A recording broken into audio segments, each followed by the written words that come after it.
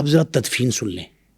میں نے کہا جی کہ محلے والے کیوں چاہتے ہیں بدماش کو, اجرتی قاتل کو, بھتہ خور کو, ڈاکو کو, چور کو, لوگوں کی زندگیوں سے کھیلنے والے شخص کو, منشیات فروش ایون, اس کی تعریف کیوں کرتے ہیں؟ تو یہ بات میں نے اس سے پوچھی, یہ جو ملک قاسم صاحب تھے, کہ جنازہ کیسا ہوا. انہوں نے کہا کہ ہم نے مساجد میں اعلان کروایا, اور ایک مسجد میں ہم نے اعلان کروایا, باقی کے خطیبوں نے, مؤذن نے خود اعلان کیا کہ جی حاجی حنیف عرف نیفا عید محمد کے بیٹے, یہ اعلان کا انتقال ہو گیا ہے. یہ نہیں کہا پولیس مقابلہ شدہ, انتقال ہو گیا اور جنازہ فلاں وقت پہ. کہتا ہے جنازے کی چارپائی کو 20-20, 30-30 فٹ لمبے بانس باندھے گئے. ہزاروں کی تعداد میں جنازہ تھا, اور جنازے میں 20-20, 30-30 فٹ لمبے بانس کر کے وہ لگائے گئے, اور پھر لوگوں نے کندھا دیا, اور اتنا رش تھا کہ جو ایک دفعہ کندھا دے لے وہ دوبارہ کندھے دینے کی اس کی پڑتی نہیں ضرورت.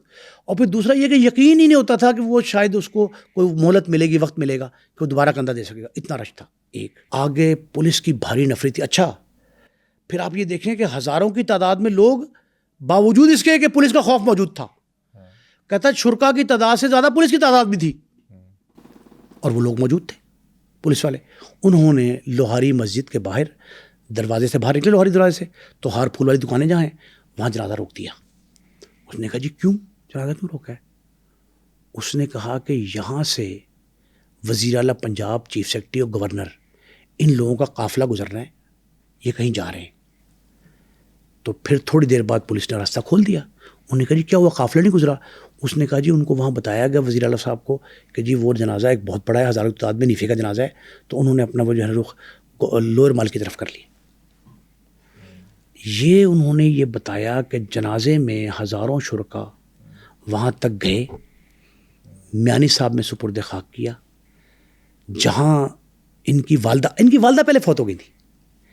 ان کی والدہ جہاں دفن ہے وہاں انہوں نے ان کو دفنا دیا. کہہ رہے دفنانے کے بعد 3-4 روز ہمارے علاقے میں سوگ رہا کہ حاجی صاحب وفات پا گئے,